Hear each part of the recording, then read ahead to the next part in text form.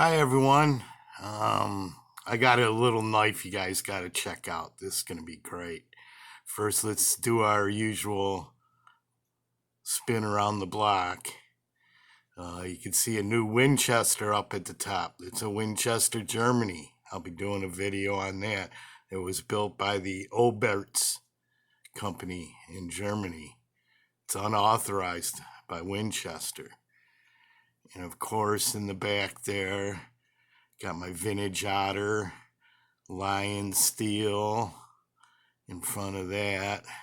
Look at that beautiful Lee White Ambonia burl.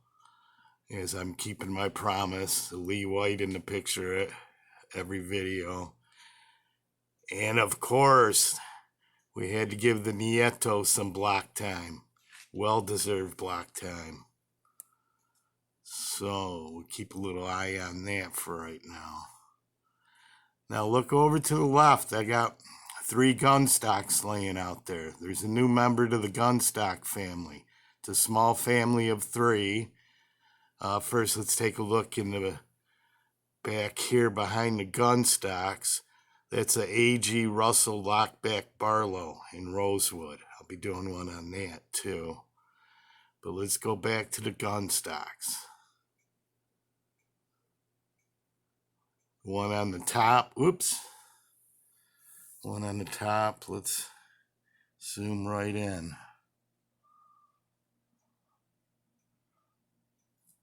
One on the top is the Titty 44. And you guys just seen the one in the middle, the Shatton Morgan 1995. And smooth. Actually, I don't know if it's a burnt bone. It almost looks like Shatton Morgan's answer to, well, it wouldn't be an answer to because it was a 95, but it's like an oily creek bone. So maybe GEC stole the little proprietary info or proprietary rights. And then right below that is my beautiful Stag 44, the Northfield. So I got a Titty and a Northfield. Let's swing back up. Look at that sweet looking A.G. Russell.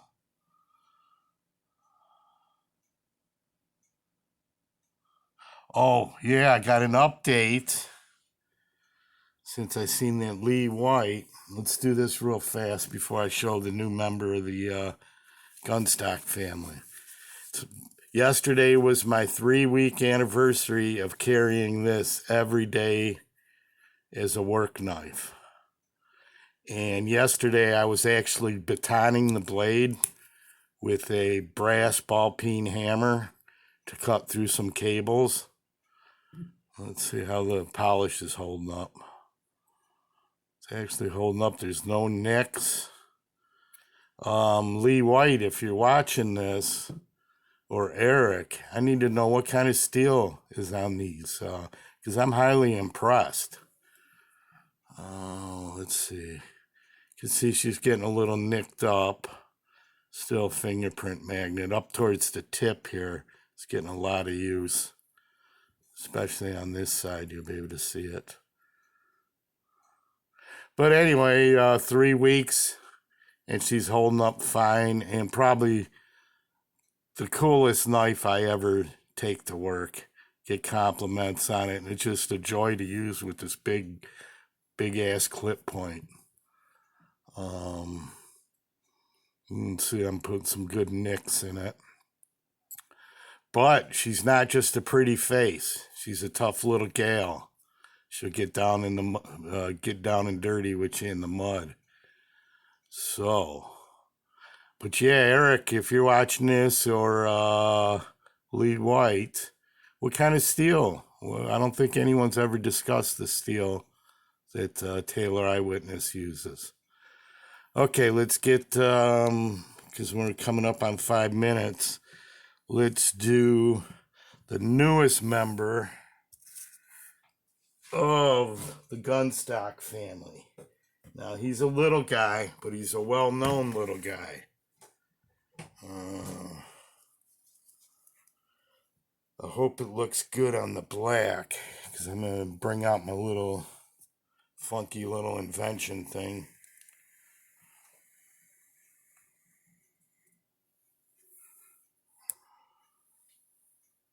Yeah, it's going to look good in the black.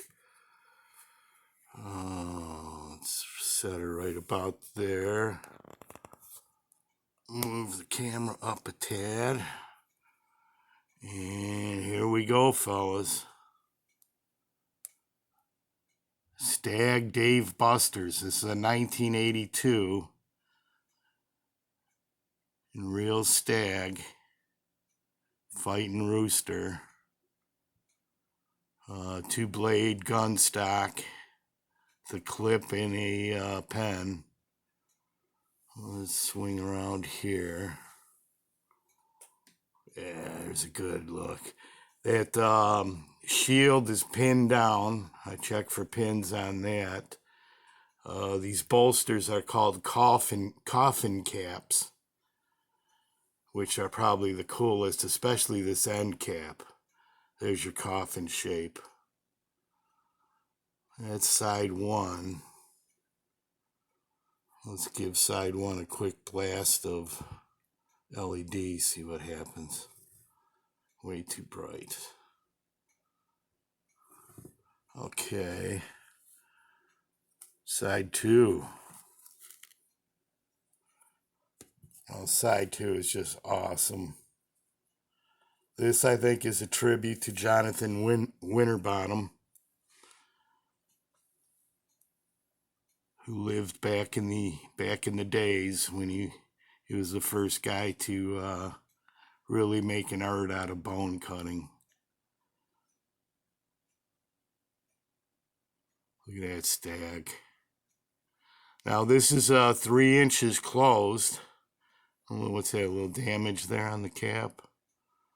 Looks like that couldn't have been avoided. Now with this is a big groove. I don't know if you can see the depth of this Winterbottom groove.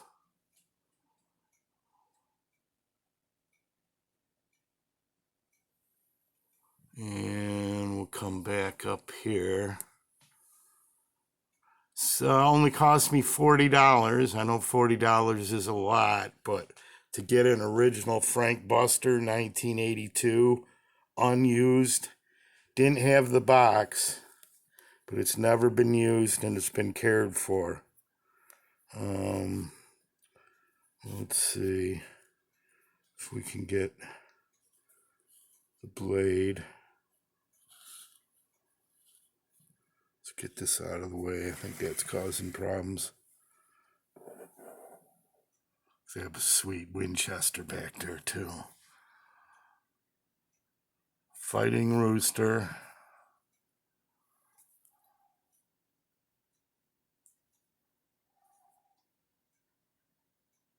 Solingen. Yes, Fighting Rooster, there we go. There's the etch on the blade.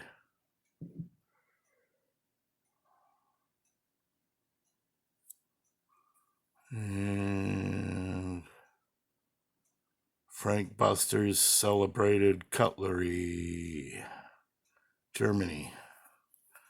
So that's the clip. Here's your pen. There's half stops on both. Fighting Rooster, Solingen.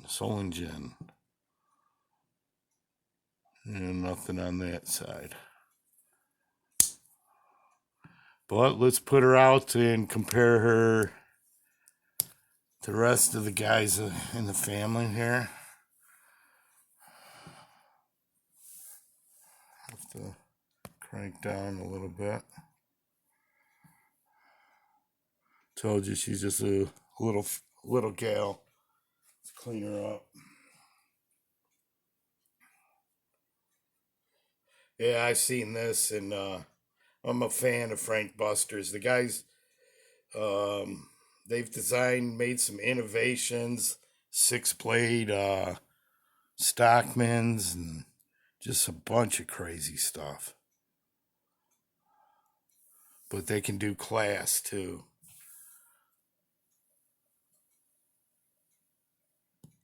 Oops. Hope my thing don't fall apart on us.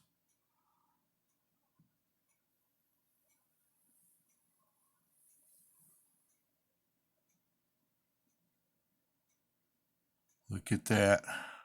It's a pretty good family of gunstocks. Not big, but sweet quality.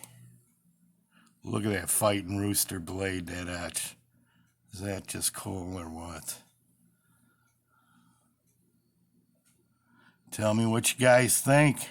I know there's some gun crazy gunstock fans out there, especially with that Shat Morgan. But I don't know. I'll put this fighting Rooster up against anybody there. Little dude packs a punch.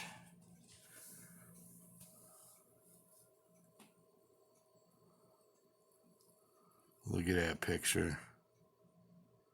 Just hold it nice and still.